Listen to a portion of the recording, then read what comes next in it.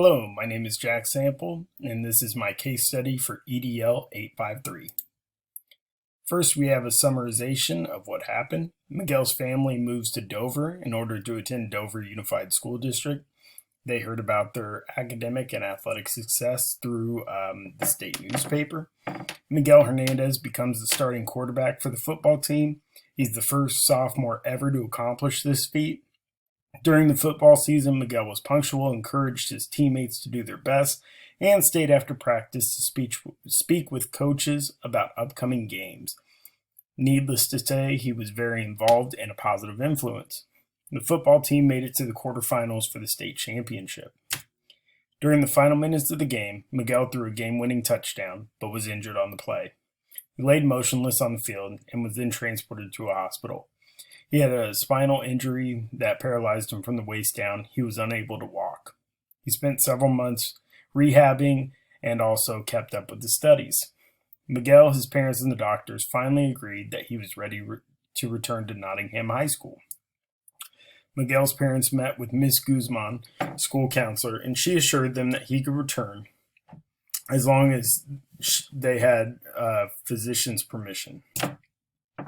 Mr. and Mrs. Hernandez informed Ms. Guzman that Miguel would be utilizing a wheelchair and said other than access to the classrooms, he didn't need any other accommodations. 2 weeks after this meeting, Miguel returned to school and the principal presented him with a trophy to honor his return and his commitment to the football team in school. Miguel reported to his first period class and the teacher informed him that Ms. Guzman would like to meet with him.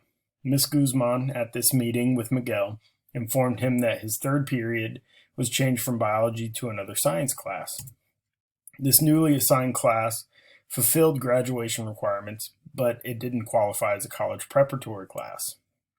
And this was due to the biology classroom not having wheelchair access. The next day, Mrs. Hernandez requested to meet with the principal. She seemed upset and insisted on meeting immediately. That afternoon, the principal met with Mrs. Hernandez. She mentioned that she was not informed of Miguel's change in schedule and demanded that he be placed back in that biology class. Miguel planned on going to college after high school, and a college preparatory biology class was required for his university of choice. Before the meeting had ended, Miguel's father walks in with an attorney, Howard Carey, who represents Miguel. Mr. Carey asked questions pertaining to being familiar to Section 504 of the Rehabilitation Act of 1973 and understanding the implications of denying access to a classroom. He also stated Miguel has the right to a free and appropriate public education and any specific services they deem necessary. Legal issues here, there is a huge glaring one.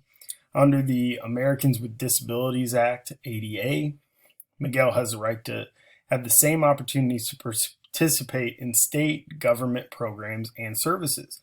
This includes biology class at Nottingham High School. This could also harm his chance of attending his college of choice. Ethical issues, there are three big glaring ones. Miguel not being to attend the college preparatory class because it is not wheelchair accessible is a huge ethical issue. The fact that he doesn't have that opportunity is discriminatory and needs to be addressed immediately. Another ethical issue is the fact that his parents were not informed of the schedule change. That's just not good practice, and this whole situation could have been avoided if it was handled proactively. Lastly, and possibly the most important one, is not having all classrooms be wheelchair accessible.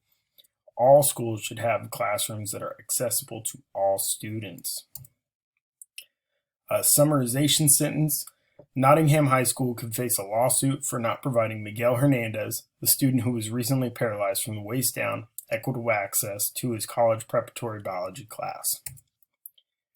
Here are some people facts. Jack Sampel, the head principal at Nottingham High School in this situation. He was unaware of the schedule change before the meeting with Mrs. Hernandez. Mr. Sampel believes that all students should have an equitable education. He is a white male. We have Dr. Harvey, the superintendent of Dover Unified School District. He's developed a great and excellent working relationship with the staff at every school site. I said he, I meant to say they, because Dr. Harvey's race and gender are unknown. Next, we have Miguel Hernandez, student and starting sophomore quarterback at Nottingham High School. He's a positive influence on the football team, and he's eager to get back in school. He's a male and possibly Hispanic by the last name.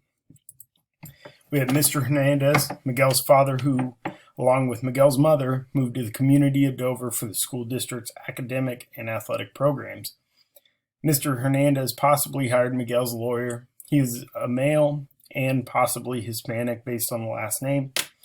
Mrs. Hernandez, Miguel's mother, who, along with Miguel's father, moved to the community of Dover. She is deeply concerned about Miguel's schedule and does not agree with switching his classes. She's a female, and her race is unknown. We have Howard Carey, Miguel's attorney. He is knowledgeable with Section 504 of the Rehabilitation Act of 1973 and the services pertaining to it. Mr. Howard is male, and his race is unknown. Next, we have Ms. Guzman, a counselor at Nottingham High School. She changed Miguel's schedule without notifying the parents or administration. I'm guessing the only people she told were the teachers whose classes Miguel was in. She's a female, and her race is unknown. We also have Joe Amelio, talented past student and quarterback who played for Nottingham High School in the 1960s. He is a male and his race is unknown. I put him in here because the case study mentioned that Miguel's athletic talent was only rivaled to this guy, and it's been a long time since the 1960s, so you can see how crushing of a situation this is for the school and community, since the community is so involved in sports. And we also have Miguel's first period teacher. They work at Nottingham High School. What they teach is not even stated, and the race and gender are unknown. The parents and community members spend most of their Friday evenings cheering on Nottingham High School's football team. Within the community of Dover, there's 1 high school, 2 middle schools, and 6 elementary schools. Due to the high number of students attending 1 high school, relocatable trailers provide classroom space for the school, and these were built in the 50s. Major reconstruction projects have brought most of the district buildings up to date and up to those state and federal standards, but approximately 1/4 of the high school buildings, they mention buildings, remain as if they were first built. The demographics and location of Dover are unknown. I mean, there's a Dover in Delaware, but we can't assume that because they didn't say that. And it's also unknown whether Dover is rural or suburban. There are 3,200 students that attend Nottingham High School. It can be assumed that the school district provides education for grades K through 12 since they have so many elementary schools and 2 middle schools. The grades for the high school are unknown due to them mentioning more than 1 building. I just didn't feel safe putting grades 9 through 12. I just think it's better to leave that as unknown. They do have a college preparatory program within Nottingham High School, and it's unknown whether the school district is private or public. Review of information. This situation could be damaging to Miguel, his parents, the principal, Ms. Guzman, Nottingham High School, and Dover Unified School District, along with the community. Miguel, his parents, the principal, Ms. Guzman, Nottingham High School, Dover Unified School District, and community all have an important stake in this outcome. It really shows what they're made of and what they're willing to do to make an equitable culture and school environment for every student. The only stakeholders still needing to be consulted are the principal and whoever manages 504 plans at Nottingham High School. It's important to know if the school has access to funds that allow wheelchair access to the biology classroom, and currently there's enough information to make a decision, in my opinion. So first, let's go over the options along with consequences. Number 1, not make a decision at all. Take no action with this situation. This could result in legal action from the Hernandez family. Also, it could be severely damaging to all of the stakeholders, and it could lead to financial troubles for the Hernandez family. Their financial income is unknown, so hiring a lawyer could affect them greatly. And lastly, this could tarnish the reputation and the image of the school district as a whole. Option number 2, change Miguel's schedule in order to have biology in a different wheelchair-accessible classroom. If this is not possible, request immediate approval to change the entrance of the biology classroom to be wheelchair accessible. If Miguel's parents want the same schedule and class, just change the entrance to the biology classroom in order to make it as wheelchair accessible as possible. This could lead to disruption of the learning environment for a short period of time due to contractors being in the building.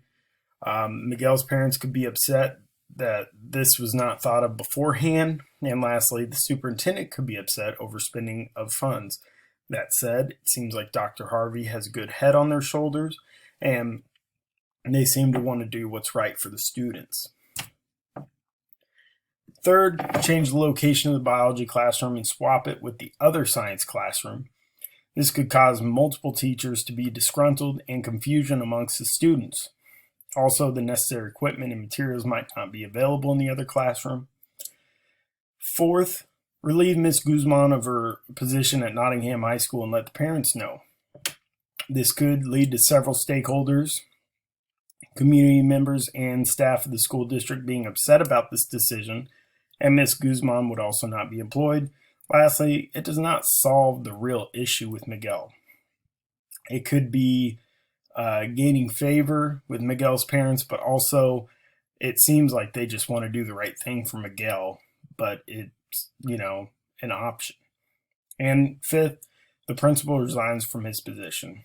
This would leave the school and district in disarray. Principal would not be employed, and it really doesn't solve the issue with Miguel again. So let's look at the pros and cons of these options. Number 1, not make a decision at all. Take no action with this situation. And the pros, the school would function as it always has. The issue would be out of sight and out of mind for most people. That said, there are a lot of cons with this. School district could suffer legal ramifications. Miguel's future could be at risk because he doesn't have that college prep class. This could lead to the principal being relieved of his duties. The school district may end up making the appropriate changes for Miguel even after the lawsuit. They're going to have to if they get sued for this. Miguel's family could be in financial trouble. And the staff, parents, and community members could see the school and district in a negative light. Number 2, change Miguel's schedule in order to have biology in a different wheelchair-accessible classroom. If this is not possible, request immediate approval to change the entrance of the biology classroom to be wheelchair accessible. Miguel's parents want the same schedule in class, just change the entrance or, the classroom to make it as wheelchair accessible as possible. Pros to this, Miguel would be in that college prep class. Miguel's parents would be appeased, hopefully. This option also allows the school to test the waters and see if a change in schedule works before making those financial obligations. The school and district would be seen in a good light for the way they handled this situation, and they would also avoid a lawsuit. The cons, the community could see this as an oversight and a weakness from the principal and counselor. Staff and administration not foreseeing this issue could cast doubt on their reputation. Could cause a disruption in the learning environment from the contractors being there. That could also be handled by doing it on a weekend though. Number 3, change the location of the biology classroom and swap it with the other science classroom. Miguel would be enrolled in the college prep class. Miguel's parents would be appeased, and the school and district would be seen in a good light. And the district would also avoid a lawsuit. That said, the community could see this as an oversight and a weakness from the principal and the counselor. Staff and administration not foreseeing this could cast doubt again on their reputation. This could upset the teachers making the classroom switch.